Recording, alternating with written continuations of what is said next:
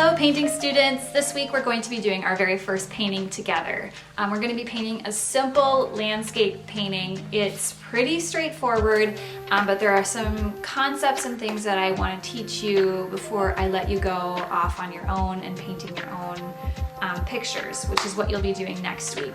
So this is a picture of my finished painting. I used Bristol paper for this, so it should be tucked inside of your sketchbook. There's a canvas panel, don't use that. It's just a thicker paper, it's not stapled into your sketchbook. You should be able to pull it out and use that. And also notice I have a white border around the outside of my painting. What I did is I just took blue painter's tape and taped off the edge. You can use masking tape, or if you have painter's tape, you can use that also. You don't have to do that. You could paint right up to the edge too if you'd like. It's just I've noticed that with this Bristol paper, it's not quite as thick as like watercolor paper or as nice as canvas panel. And so I've found that when I do that, it doesn't wrinkle as much. But again, that's optional. You can paint right up to the edge if you'd like. If you do that though, I would strongly suggest putting a piece of newspaper or scrap paper underneath your work so you don't get paint on your table. All right, I'm gonna go ahead and change the view of the camera and show you what you need to do. Before we begin, I need to sketch out my design on my paper. So you can see on the left-hand side of your screen is the final image, and I'm going to go ahead and just take a pencil and draw in the shape of the mountains and the hills that you see. At the end of this clip, I do have a finished photograph where you can pause the video and use that as a reference.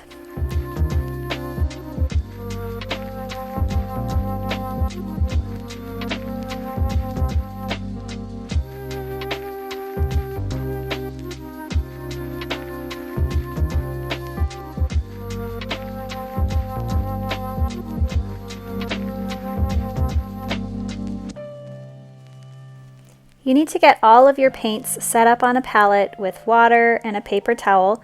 And as we work, we're always going to work back to front. So I'm starting with the sky, I'm going to the bluish gray mountains, then the brown mountain, and working my way to the foreground, which is the green hill. So we're always working this direction when we paint. To mix the color for the sky, I'm going to take mostly white and a small amount of blue. And if you look at the image that we're working from, the sky color is really, really light. So you're only going to add a small amount of blue and quite a bit of your white. I don't like to mix my paints too well because it tends to create a little bit more interesting colors when you put it on your paper or your canvas if you don't. But you do want to blend it enough that you can get a general idea of what the color looks like. Then I'm just going to go ahead and take my paintbrush and cover my sky with that light blue. There are some areas where there are clouds and lighter spots in the sky. I'll just go ahead later once I'm done covering it with blue. I'll just take straight white and add those in.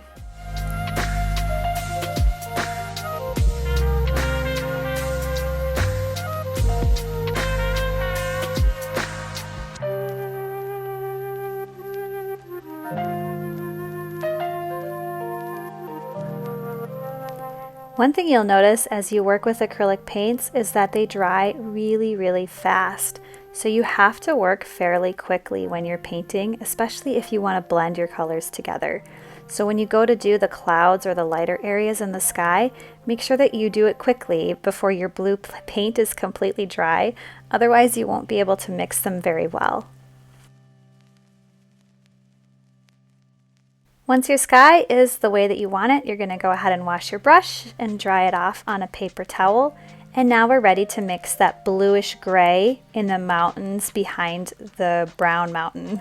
So I'm going to grab some blue and some black and mix those together. The black is going to mute my blue and also darken it a little bit. And then I'll go ahead and mix in some white with that as well. So I have some white already in my sky color, so I can just use that color just so I don't waste as much paint. But I'm going to make two shades of that grayish blue. I'm making a darker shade and a lighter shade, and working with two brushes, I'll have one brush have the lighter blue on it and one brush have the darker blue. So I'll go ahead and add the darker blue first. So you can see from the image that the darker blue is kind of on the tops of the mountains, and there are some lines that go down. And then I'll grab my second brush and mix in the lighter blue, kind of blending them together as much as I can. I know that these paints dry quickly, so sometimes you have to repaint it a few times in order to get it to blend right.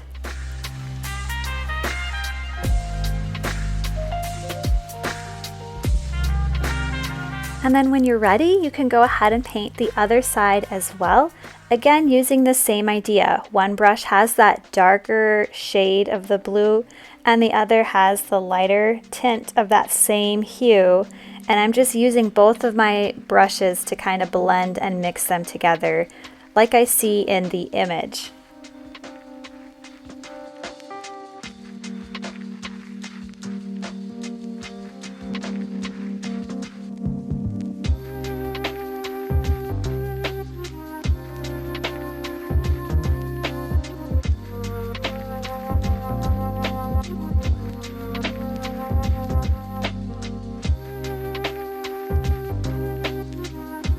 So a really good painting just takes time and finesse. So you can see I'm going back over some of my areas, recovering them, reblending them if it doesn't look like it's a very smooth transition, just trying to clean those up as much as possible. So once I'm done with that, I'm going to go ahead and start my brown mountain. And this is probably the most tricky color to mix. So I'm cleaning my paintbrushes and then I'm going to go ahead and start. I got to clean off my palette a little bit and then I'm going to start mixing that brown. So I'm going to start by mixing orange, which is yellow and red.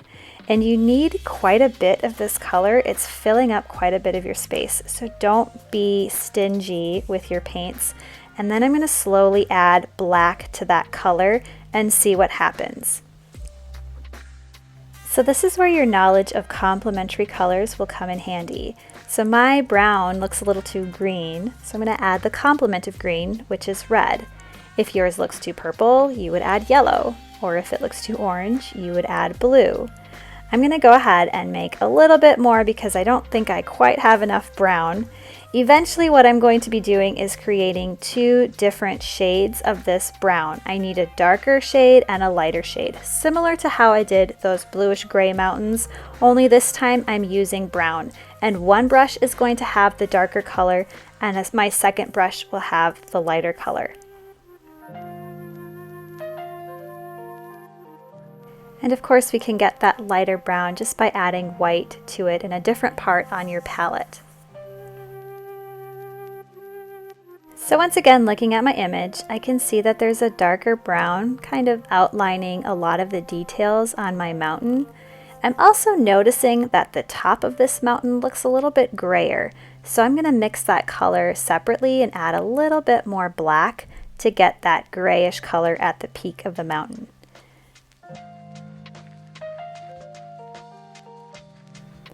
And then when I'm ready, I'm going to grab my lighter brush with the lighter browns on it and start to blend some of those colors down and add the rest of the colors to my mountain, my brown mountain.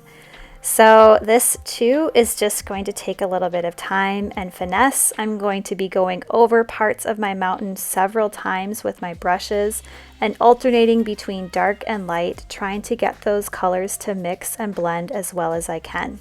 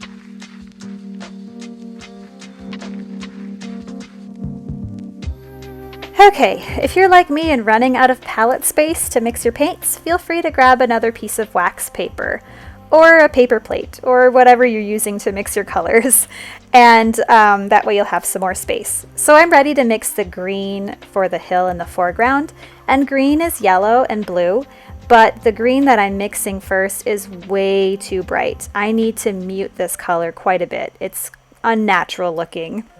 So you can mute green a few ways. You can add brown if you have brown left over from your mountain. You're welcome to do that. Or you can add a little bit of black, or you can add the complement of green, which is red.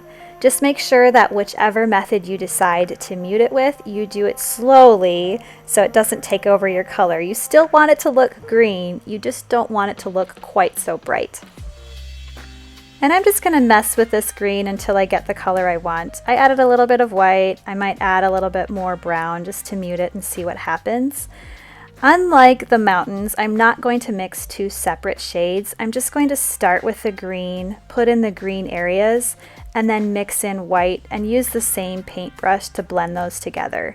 Because this is a very smooth transition, I need to do this quickly, and I don't need it to be quite as dramatic.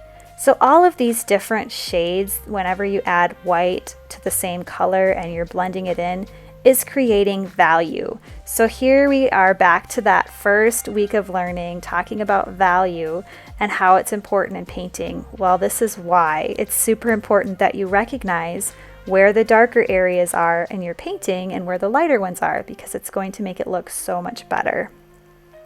Once you're done painting your hill, we're ready to go ahead and put in the fence line. I am not going to add the tree to the final image. I'm just going to put in the fence. So I'm taking the smallest brush I can find and black and very, very lightly putting in the lines for the fence posts and then the lines for the fence line. So these are super, super small and tiny. Make sure you're not using a whole lot of pressure because we don't want it to look like a wooden fence. We want it to look like a wire fence.